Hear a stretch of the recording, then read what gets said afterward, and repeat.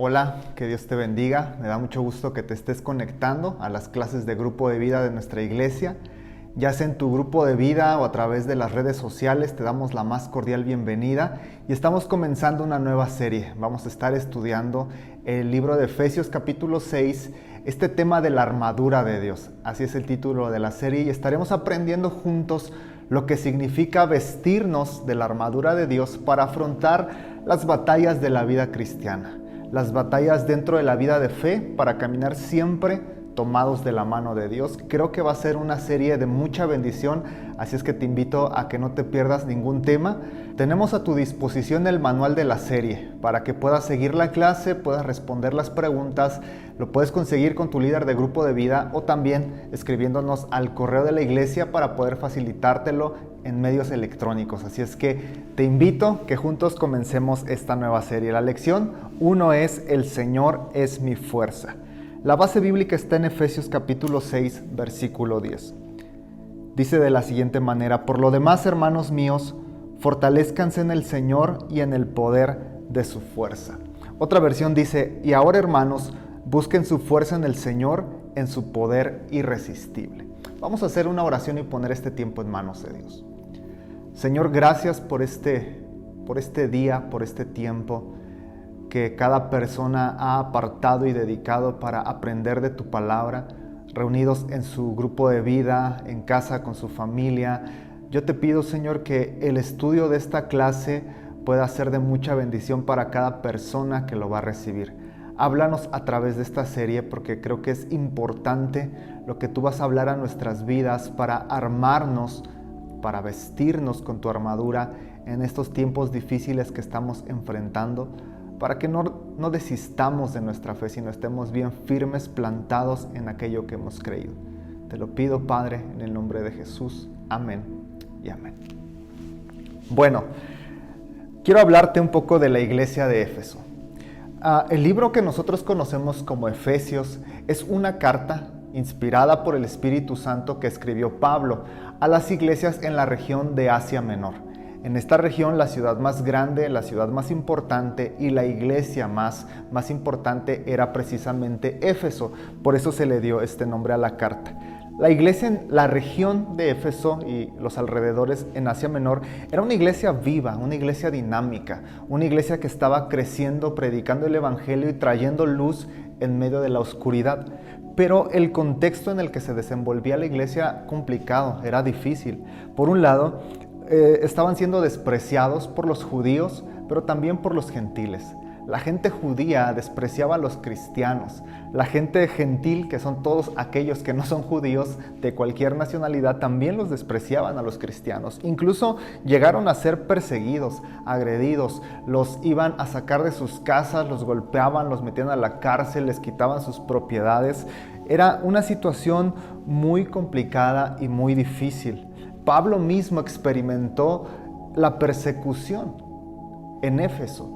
En una ocasión hubo un alboroto por causa de la diosa Artemisa y Pablo estuvo a punto de ser linchado en la ciudad. La gente, sus amigos, tuvieron que decirle: Pablo, no te metas, no te aparezcas. Esto lo puedes encontrar en Hechos 19. La verdad es que la iglesia en Éfeso estaba bajo una persecución y una opresión violenta fuerte. Además, estaban surgiendo alrededor de estas iglesias falsas doctrinas. Estaban surgiendo ideas erróneas de ciertas cuestiones de la Biblia, de la palabra y de la vida y obra de Cristo Jesús, que estaban alejando a los creyentes del verdadero camino de Dios. No podemos dejar tampoco de lado algo bien importante, que era la lucha espiritual que había en Éfeso. Éfeso era el centro de adoración más importante en el mundo de Artemisa o Diana. Ahí en tu manual, en la página 3, puedes tú ver una representación de esta diosa, ¿no? Ella se conocía como la diosa de la fertilidad y se le representaba como una figura femenina con muchas protuberancias. Estas protuberancias representaban pechos femeninos que hacían alusión a la fertilidad. Esta diosa tenía en Éfeso el templo más grande. Era un edificio de dimensiones considerables, 106 metros de largo y 45 metros de ancho. Es un terreno bastante grande y no solamente era grande, sino estaba bellamente adornado, tenía mucha riqueza, opulencia, tanto que, si lo recuerdas, se le consideraba una de las 7 maravillas del mundo antiguo, al templo de Artemisa en Éfeso.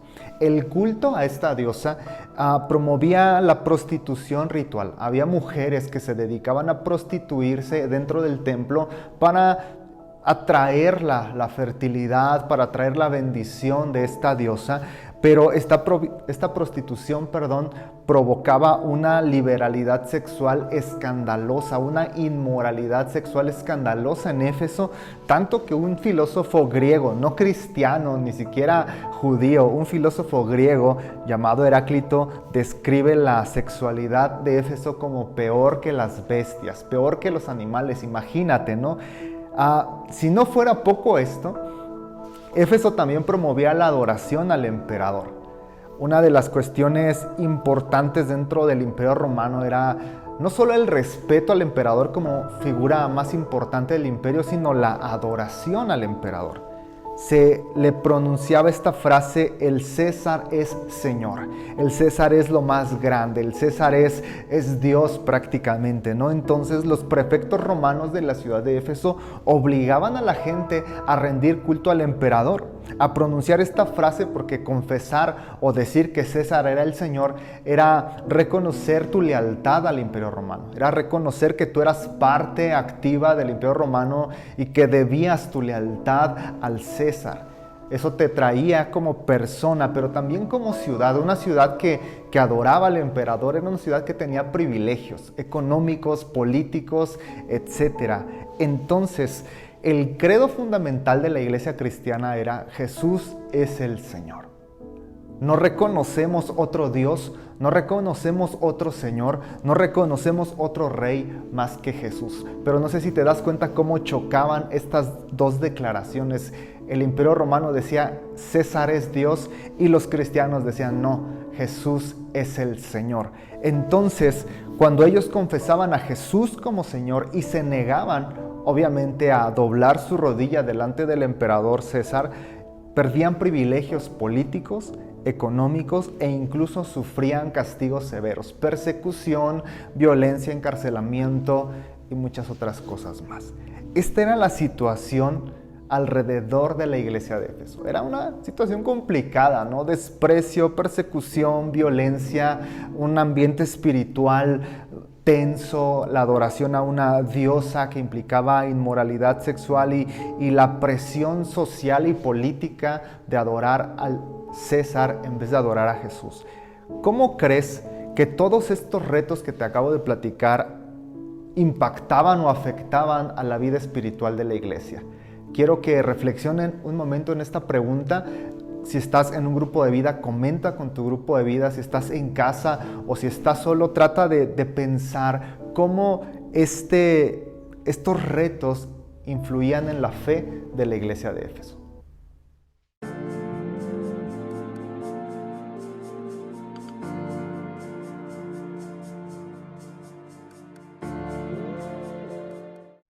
Ya que hemos visto los retos de la iglesia de Éfeso, de la iglesia de Asia Menor, yo quiero ahora que reflexionemos en los retos que enfrentamos nosotros como iglesia en la actualidad, la iglesia de hoy.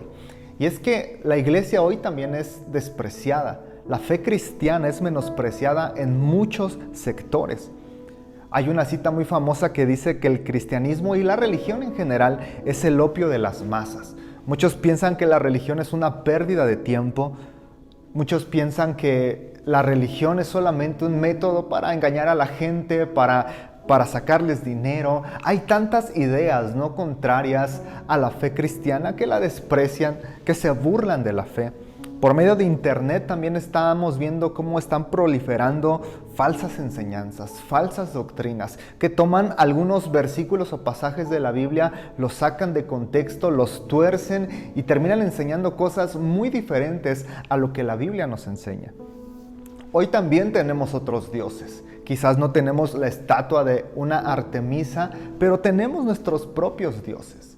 Hoy nuestra cultura adora el dinero. Nuestra cultura busca la fama.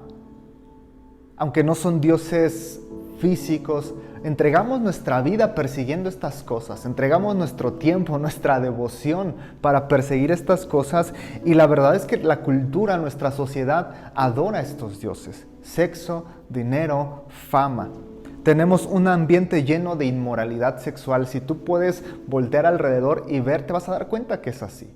Hay mucha inmoralidad sexual que nos está rodeando a través de los medios de comunicación, en las prácticas de los jóvenes, adolescentes, adultos. Tenemos una sociedad con una sexualidad totalmente fuera de los parámetros de la Biblia. Y confesar a Jesús como nuestro Señor hoy también implica perder. Si yo confieso que Jesús es el Señor, hoy también pierdo. Puedo perder amigos, puedo perder a mi familia, puedo perder privilegios en el trabajo. Quizás te ha tocado a ti, como cristiano, perder cosas al reconocer como único Señor a Jesús y vivir honrándolo a Él. Perdemos cosas. Hoy también enfrentamos retos que confrontan nuestra vida cristiana.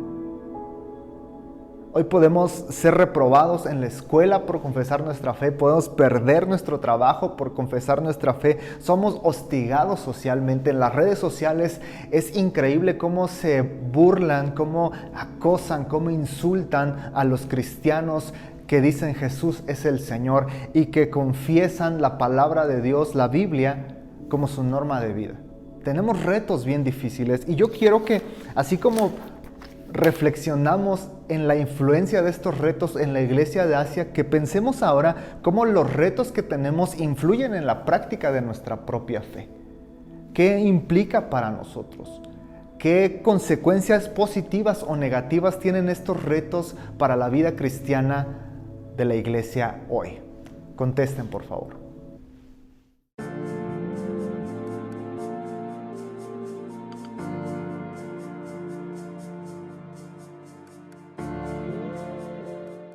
Iglesia gloriosa. Si te has dado cuenta, el panorama de la iglesia de Asia Menor y el panorama de nosotros es complejo. Tenemos muchos retos, enfrentamos obstáculos para la práctica de nuestra fe.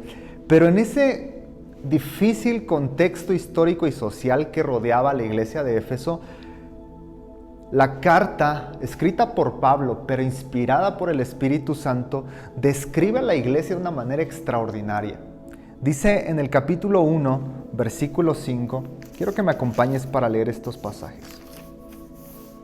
En amor, habiéndonos predestinado para ser adoptados hijos suyos por medio de Jesucristo. La iglesia es la familia de Dios. En el capítulo 2, versículo 5, dice que aún estando muertos en nuestros pecados, nos dio vida juntamente con Cristo, y juntamente con Él nos resucitó y nos hizo sentar en los lugares celestiales con Cristo Jesús. La iglesia está sentada en los lugares celestiales. La iglesia ya está disfrutando las bendiciones del cielo aún aquí en la tierra. La iglesia da a conocer la multiforme sabiduría de Dios a los principados y potestades. Efesios 3:10, para que la multiforme sabiduría de Dios sea ahora dada a conocer por medio de la iglesia a los principados y potestades en los lugares celestiales. La vida de la iglesia, la fe de la iglesia resuena en el ambiente espiritual en el cielo.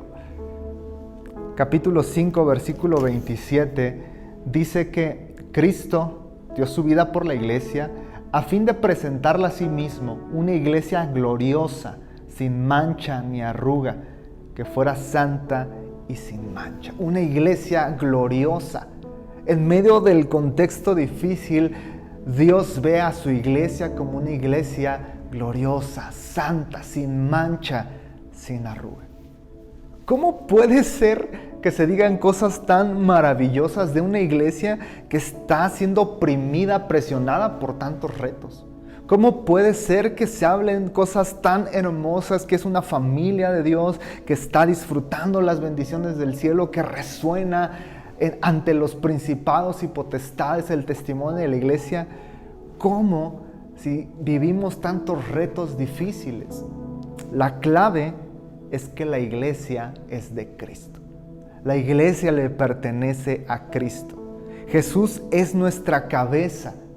Esta idea de que Jesús es cabeza de la iglesia tiene que decir que es nuestro gobernante, es nuestro líder, es quien nos cuida, es quien nos anima, es quien nos levanta, es quien pelea por nosotros, es quien nos da la fuerza, la capacidad para salir adelante. Es el que va adelante de nosotros abriendo camino. Cristo es cabeza de la iglesia y por tanto estamos bajo su cuidado y autoridad. Pero también dice que su poder actúa a nuestro favor.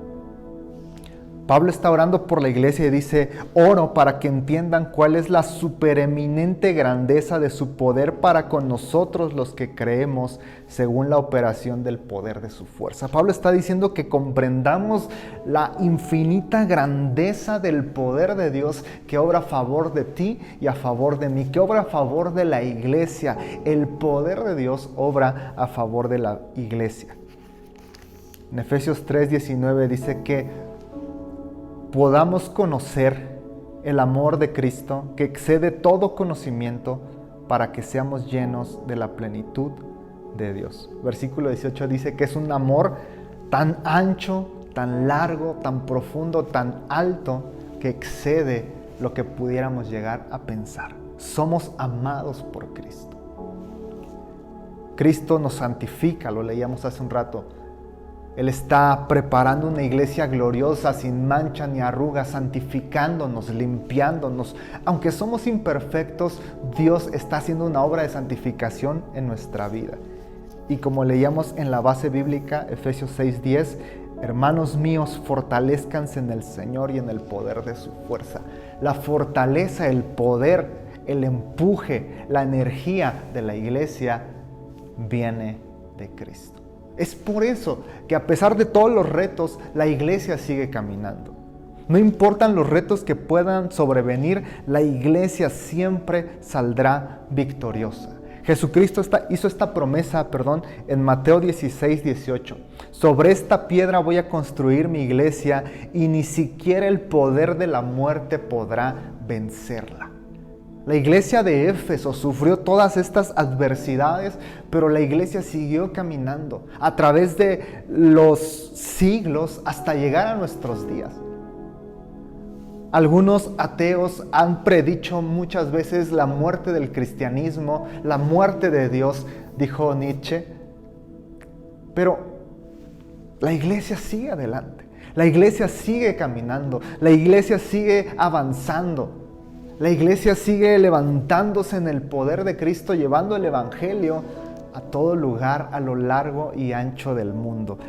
Porque Cristo es quien edifica la iglesia. Es la manifestación del poder de Jesús lo que constituye la fuente de poder para la iglesia. Separados de Cristo nada podemos hacer, y eso es claro. En nuestras propias fuerzas como iglesia y como cristianos no podríamos hacer nada ante los retos que nos plantea el mundo.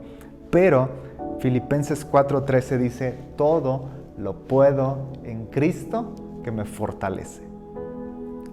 Es importante notar que hemos estado hablando de nosotros ahorita al hablar de iglesia, porque la iglesia somos tú y soy yo. Todos aquellos que hemos creído en Jesús y lo hemos confesado como nuestro Señor, somos parte de esta iglesia gloriosa.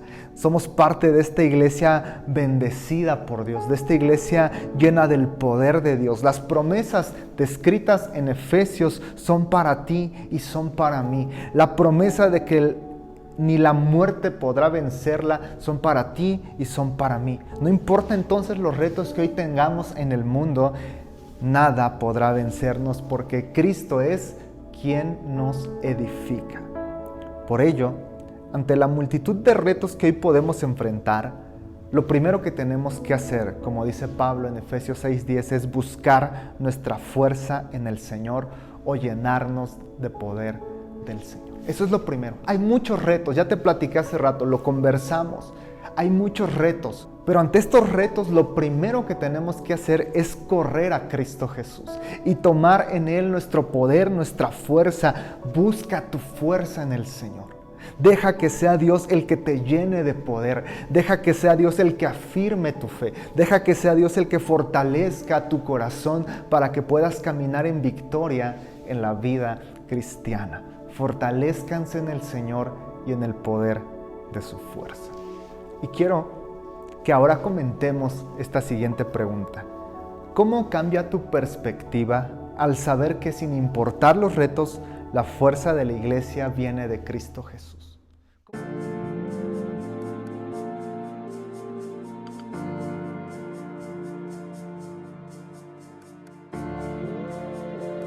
Nuestra fuerza viene de Dios. Nuestra fortaleza viene de Dios, pero es claro que como cristianos tenemos que tomar nuestra responsabilidad para afrontar la batalla de la vida cristiana. No podemos decirle, Dios, fortaléceme y ayúdame a caminar firme en ti y cruzarnos de brazos o ser descuidados, nunca orar, nunca venir al templo. Sería ilógico, ¿verdad? Dios nos fortalece, pero también nosotros tenemos que prepararnos. Y de hecho Pablo usa la figura del soldado armado para la batalla, bien adiestrado para la batalla. Es esta figura la que nos enseña cuál es la parte que nos toca a nosotros como cristianos en la lucha de la vida espiritual. En el resto de la serie vamos a estar aprendiendo lo que significa vestirnos con la armadura de Dios, pero hoy era importante arrancar con el fundamento. Nuestra fuerza viene de Dios. Quiero que terminemos haciendo una oración, que le pidas a Dios que te dé la fuerza, que te dé el poder para no desmayar en la vida cristiana, que tiene sus retos, que tiene sus obstáculos y luchas, pero no depende de nosotros, no depende de nuestra fuerza. Es Dios el que nos va a sostener y el que nos va a llevar cada día tomados de la mano hasta el final. Cierra tus ojos y vamos a orar. Señor, es cierto que así como la iglesia de Éfeso enfrentó tantos retos, hoy nosotros como iglesia también enfrentamos muchos retos. Hoy también enfrentamos luchas, batallas, dificultades. Hoy también, Señor, tenemos situaciones que nos pueden hacer desistir. Pero si vamos a salir adelante, es con tu poder. No estamos solos en esta batalla. No estamos solos ante todas las presiones que pueda haber en el mundo, ante todos los retos. Tú eres quien edificas a la iglesia y ni el poder de la muerte ni las puertas del infierno podrán detener a tu iglesia. Yo te pido, Señor, que nos ayudes entonces a que en medio de estos retos lo primero que hagamos sea venir a ti y pedir tu fuerza, pedir que nos fortalezcas, pedir que nos des el poder, la fortaleza para caminar cada día en medio de cada batalla sin desmayar, para poder cumplir el propósito que tú quieres cumplir en nuestras vidas y en nuestra iglesia. Aquí estamos hoy, Señor, conscientes de los retos que tenemos, conscientes que no es fácil la vida cristiana en el tiempo que estamos viviendo ahora, pero también seguros de que no depende de nosotros, depende de tu poder. Te pido por cada persona que está escuchando esta lección, ayúdanos a recibir nuestra fuerza, nuestra fe, nuestro poder de ti, Señor, y poder caminar, salir adelante y nunca soltarnos de tu mano. En tus manos nos ponemos en el nombre de Jesús. Amén y amén.